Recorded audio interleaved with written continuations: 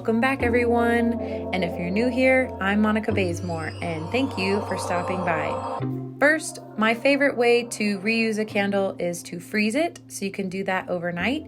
And then the next day, you can either turn the candle over, or I use a butter knife to get out all those pieces. And don't forget to save your wax. Then I tried a new method with this purple candle, and you can use boiling water, pour it almost to the top of the candle, and then you're going to want to let that wax completely cool before you try to get it out. I also made myself a little cup of tea with some extra boiling water. So as you can see here, I made a huge mess because I did not wait for it to, I didn't let it cool completely. Let's just say that. So please be sure to do that if you're going to try that method. But after I cleaned out that mess, it was then time to give the candles a nice hot water soapy bath.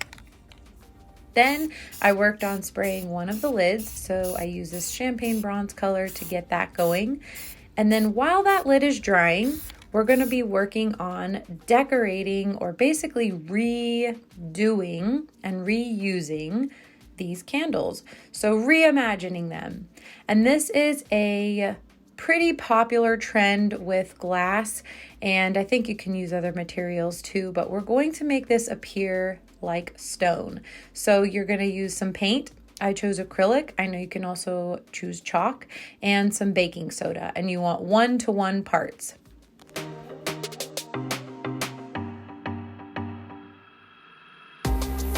And we're going to mix that nice and well. And this is actually going to make sort of a paste type texture, and it's really neat. So the color that I chose was tan. I had also bought a more gray color, but I really like the look of the tan. And then when it mixes with that baking soda, it just gives this really cool gritty texture. So this candle was blue, and once it got its nice bath, the blue actually began to peel off. So I just went with it, took all of it off, and there it is with that champagne bronze lid. And I thought it looked really pretty just by itself.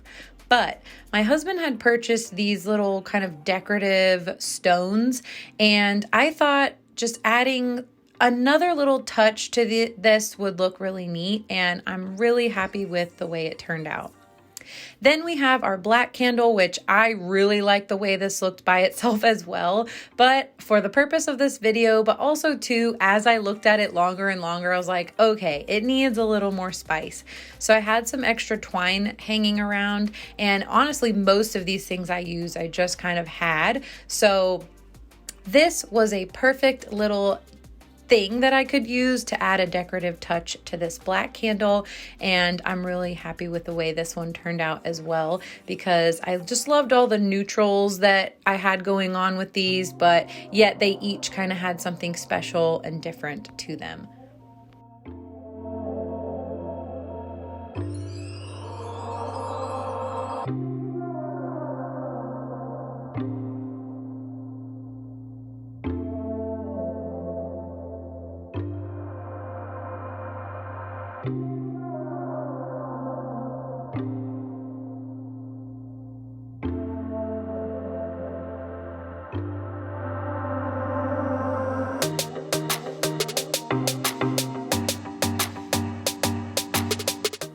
As you guys can see, I used the hot glue gun for the previous candle jar, adding the stones to the lid, as well as adding this twine to this candle jar, and both have held up very nicely, so I would definitely recommend using that for any of these crafts.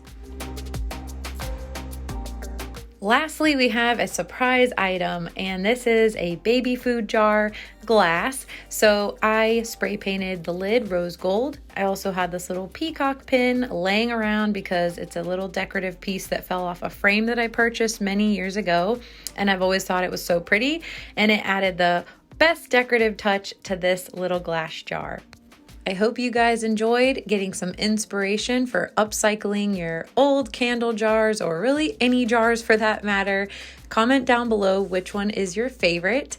And thank you guys so much for watching. Also, thank you to all of the new subscribers. The channel is growing slowly but surely, and I am super appreciative of all of your support. And I will see you guys in the next video. Come on now, come on, won't you come with me? Time to let it go and be free. Won't you come and breathe the open skies? Come now, come listen to the melody. Slow it down, put yourself at ease. Time to live it light. Get away from the do's and don'ts.